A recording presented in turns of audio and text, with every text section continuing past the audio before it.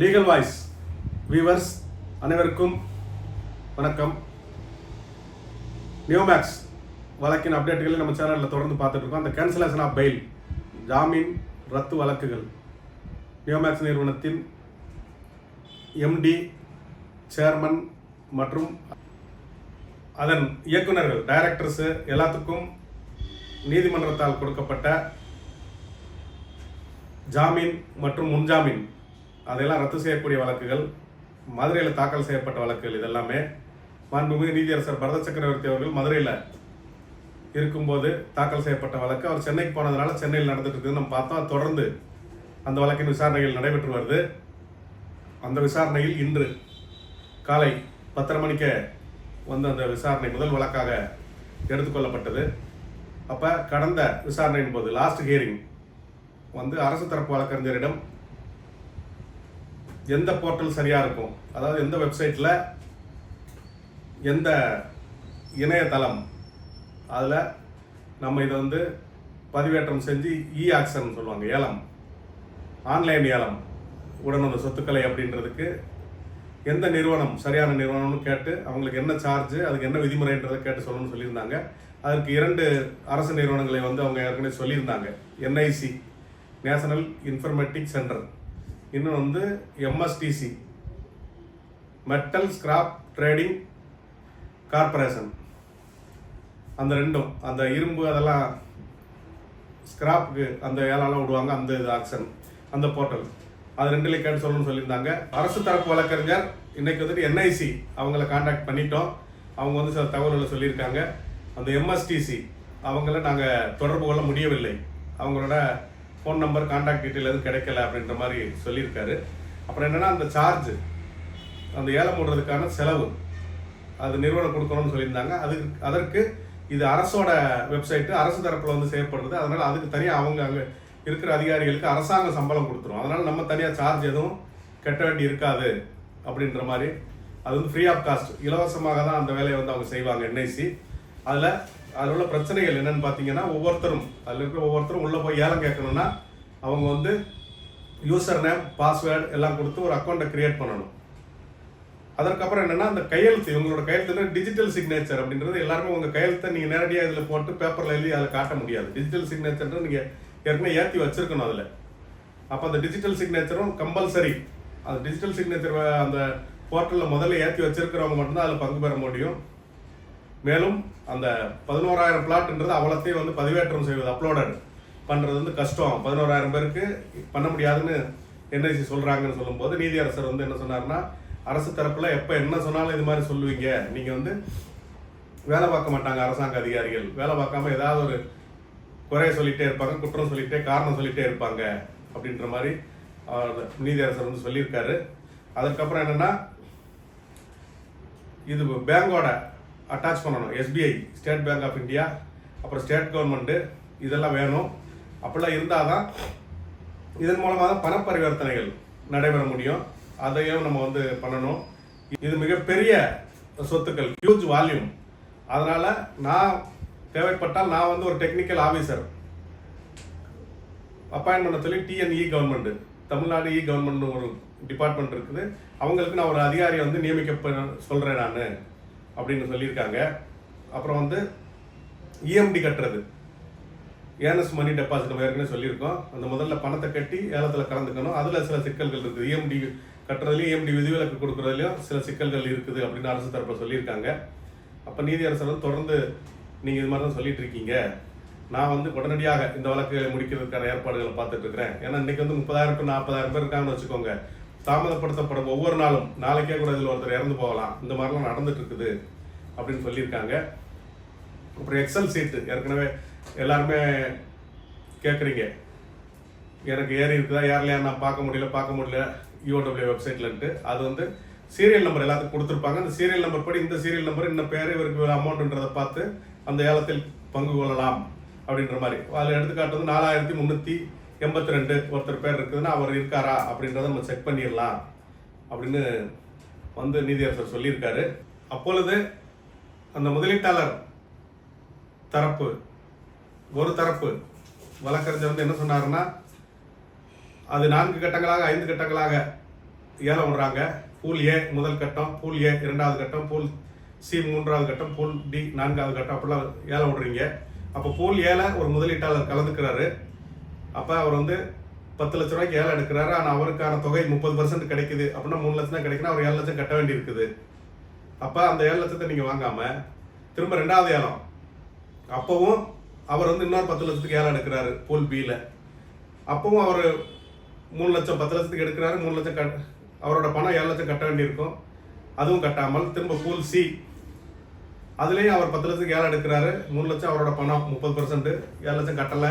இப்படியே போய் 5 ரவுண்டு போகும்போது 50 லட்சம் அவருக்கு மொத்தமாக கடைசியாக கிடைக்கும். அப்போ அவர் இத்தனை ரவுண்டு கட்டாமல் கடைசியாக அந்த 5க்கும் சேர்த்து பணம் கட்டாமல் இருக்கிற மாதிரி ஏற்பாடு பண்ணணும் அப்படின்னு கேட்கும்போது நீதியரசர் வந்து நான் ஒவ்வொரு ஸ்டேஜ்லேயும் பணத்தை பிரித்து கொடுக்க போகிறேன்.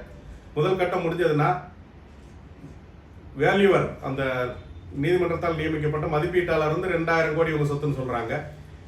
நிறுவன தரப்பு இவங்க சொத்து 4000 கோடின்னு சொல்கிறாங்க. அப்போ ஒரு 3000 கோடிக்கு போனால் கூட 30% நான் கொடுக்க முடியும். அதை ஒவ்வொரு ஸ்டேஜ் பை ஸ்டேஜாக நம்ம கொடுத்துருவோம். அப்படி மொத்தமாக கொண்டு போனால் முடியாது அப்படின்றது ஏற்கனவே மக்கள் பணம் இழந்திருக்காங்க. அவங்ககிட்ட மீண்டும் பணத்தை கட்டு ஏலத்தில் கலந்துக்கோன்னு சொல்கிறது சரியாக இருக்காது அப்படின்னு வந்து நீதியரசர் அந்த இடத்துல தெளிவுபடுத்தியிருக்காரு. மேலும் இந்த வழக்கில் இன்கம் டேக்ஸ், வருமான வரித்துறை மற்றும் இடி, அமலாக்கத்துறை எல்லாம் இருக்காங்க. அவங்க வந்து இது லாஸ் கணக்கில் வர்றதுனால இதை பார்த்துட்டு இருக்காங்க. அதே இது மீண்டும் பணம் கட்டி ஏலம் எடுத்தீங்கன்னா இன்கம் டேக்ஸ் வரதான் செய்யும். ஏன்னா ஏற்கனவே வந்து அவங்க 10 லட்சம் கட்டிட்டு பணம் வாங்க முடியல அப்படின்னா அது இழப்பு கணக்கு. அதே நேரம் 10 லட்சம் கட்டிட்டு நீங்கள் வந்து ஒரு 7 லட்சம் 10 லட்சம் கட்டியிருக்கீங்க, ஒரு சொத்தை ஏலத்தில் 10 லட்சத்துக்கு கேட்குறீங்க. ஆனால் உங்கள் பங்கு 30%, 3 லட்சம் தான் வருது. இன்னொரு 7 லட்சம் நீங்கள் கட்டுறீங்கன்னா அப்போ நீங்கள் லாஸ் ஆகலை. இன்னும் உங்களுக்கு பணம் கட்டுற கெப்பாசிட்டி இருக்குது, வசதி இருக்குது. அப்போ இன்கம் டேக்ஸும் உங்களுக்கு வரதான் செய்யும். இன்கம் டேக்ஸும் இடியும் வருமான வரித்துறையில் அந்த வழக்கில் பார்ட்டியாக இருக்கிறாங்க, அது வரதான் செய்யும். மேலும் அந்த முதலீட்டாளர் தரப்பில் ஒரு குரூப் அவங்க வந்து எல்லாத்துக்கும் இடமாவே கொடுத்துடலாம், இடமா பிரித்து கொடுங்க அப்படின்னு கேட்டிருக்காங்க. ஏலம் கேட்டு ஏலம் அதிக தொகை போகலைன்னா அந்த ஏலம் விற்காத இடத்தெல்லாம் வந்து மக்களுக்கு பிரித்து கொடுக்கறதுக்கு ஏற்பாடு பண்ணுங்க அப்படின்னு கேட்டிருக்காங்க. அந்த இடத்தில் முதலீட்டாளர் தரப்பில் இன்னொரு டீம், இன்னொரு குரூப் வந்து என்ன சொல்றாங்க, எங்களுக்கு கண்டிப்பாக பணமாக தான் வேணும், எல்லாருக்கும் பணம் கொடுங்க, இங்கே எல்லாம் வந்து கஷ்டப்பட்டு நொந்து நூலாகி எதுவுமே இல்லாமல் உட்காந்துட்டு இருக்கிறோம், இப்போ இன்னும் மீண்டும் எப்படி பணம் கொடுக்க முடியும், எல்லாரும் நஷ்டத்தில் இருக்கிறோம், மீண்டும் பணம் கட்ட முடியாது, அதனால எங்களுக்கெல்லாம் பணமாக தான் வேண்டும் அப்படின்னு வந்து சொல்லியிருக்காங்க. இதை தொடர்ந்து இந்த வழக்கானது திங்கட்கிழமை 9/2/2026 காலை 10:30 மணிக்கு போடப்பட்டுள்ளது. இது இன்றைய வழக்கின் நிலவரம். தொடர்ந்து வந்து நம்மோட கருத்து என்னன்னா, மீண்டும் மீண்டும் மீண்டும் எல்லாம் ஃபோன் பண்ணி சந்தேகங்களாக கேட்குறீங்க. எல்லா விளக்கத்தையும் நம்ம இதில் சொல்லிட்டோம். அது திரும்ப திரும்ப ஒவ்வொரு வீடியோலையும் நம்ம சொல்லிட்டு தான் இருக்கிறோம். நீங்கள் வந்து ஏலத்தில் கட்டாயம் கலந்துக்கணுமா, ஏலத்தில் கலந்துக்கிட்டால்தான் உங்களுக்கு வந்துட்டு பணம் கிடைக்குமா, எந்த சங்கத்தில் சேரணும், சங்கத்தில் சேர்ந்தாதான் பணம் கிடைக்குமா, இதெல்லாம் தொடர்ந்து கேட்குறீங்க. திரும்ப திரும்ப நம்மளும் ஒவ்வொரு வீடியோ சொல்கிறோம். அந்த ஃபோன் பண்ணி டென்ஷன் படுத்துறீங்க. உங்களுக்கு தெளிவாக சொல்கிறது என்னென்னா, எந்த சங்கத்திலையும் சேர வேண்டிய அவசியம் கிடையாது.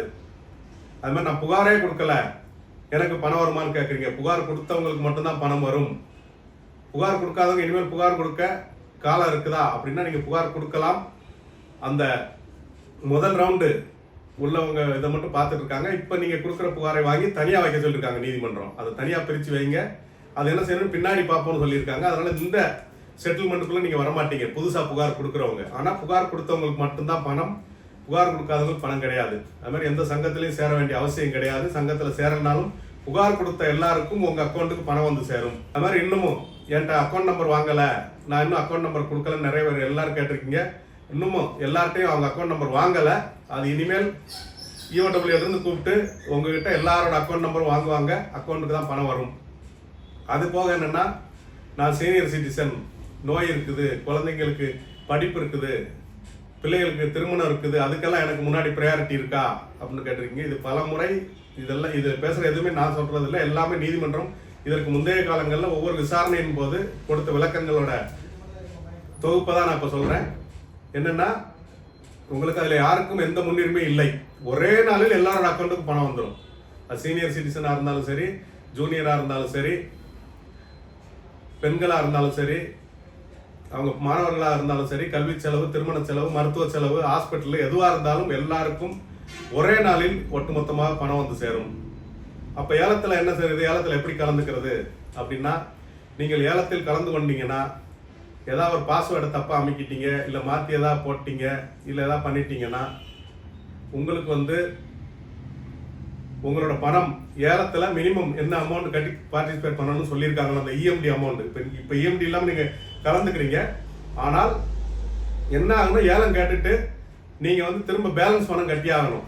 பேலன்ஸ் பணம் கட்டலன்னா உங்கள் இஎம்டி அமௌண்ட் பறிமுதல் செய்யப்படும் உங்கள் அக்கௌண்ட்லேருந்து.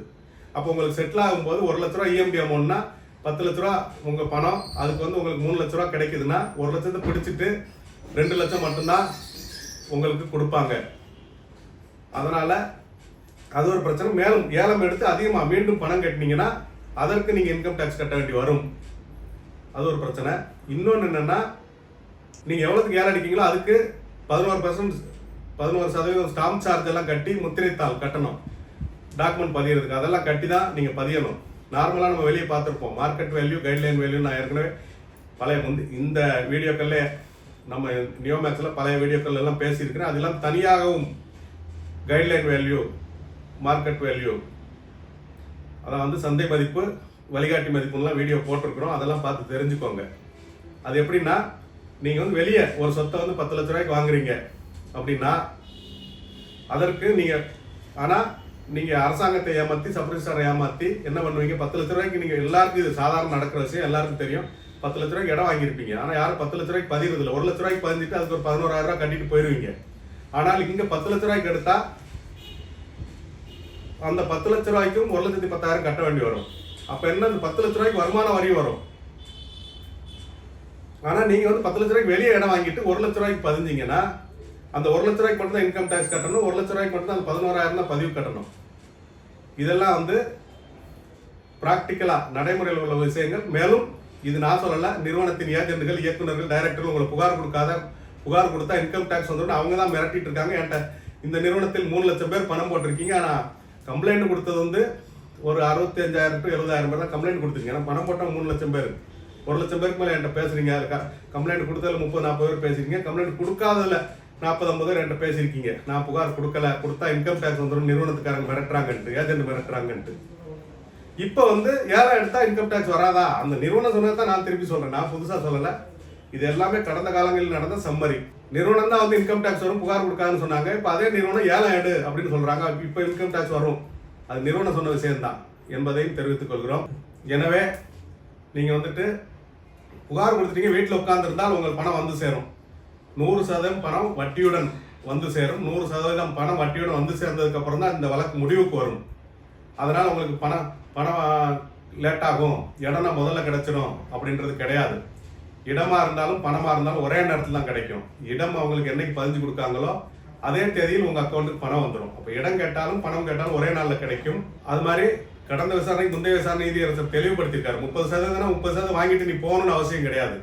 உனக்கு 100% பணம் வந்து கிடைச்சதுக்கு அப்புறம் தான் இந்த வழக்கு முடிவுக்கு வரும். அப்போ முதல் ஒரு 30, பிறகு இதெல்லாம் எடுத்துக்காட்டு ஒரு 20, ஒரு 10, 5, 15, 40 எப்படி வந்தாலும் உனக்கு நீங்க கட்டின பணம் 100% வந்து உங்களுக்கு கிடைக்கும். அதுக்கப்புறம் இந்த வழக்கு முடிவுக்கு வரும். அதையும் தாண்டி நம்ம பொறுத்த வரைக்கும் என்ன பண்ணியிருக்கோம்னா, ஒரு 2000 பேருக்கு இதே நீதிமன்றத்தில் நவம்பர் மாதத்திலே நம்ம மெமோ தாக்கல் பண்ணியிருக்கிறோம். என்ன சொல்லியிருக்கோம்னா, எங்களுக்கு அசல் வட்டியுடன் வேண்டும், அப்பதான் இந்த வழக்கு முடிக்கணும். அது வரைக்கும் எல்லாரும் மாதிரி நம்மோட கஸ்டமரும் நம்மகிட்ட வழக்கு கொடுத்தவங்களும், அது மதுரை ஆஃபீஸோ கோயில்பட்டி ஆஃபீஸோ நம்மகிட்ட வழக்கு கொடுத்தவர்களும் அவங்களுக்கும் இந்த பணம் வந்துட்டே இருக்கும். மீதியெல்லாம் 100% வாங்கிட்டு வெளியே போறாங்கன்னா அது காம்பவுண்டபிள், அவங்க விரும்பினா வெளியே போகலாம். நம்ம வந்து அதை 100% வட்டி எனக்கு வேணும்னு கேட்டால் நம்ம அந்த வழக்கு, நம்ம பொறுத்த வரைக்கும் அந்த வழக்கு முடிவுக்கு வராது. ஆனால் எல்லாரும் கிடைக்கிற பணம் நமக்கும் கிடைக்கும் அப்படின்றதையும் இந்த நேரத்தில் நம்ம தெளிவுபடுத்திக்கிறோம்.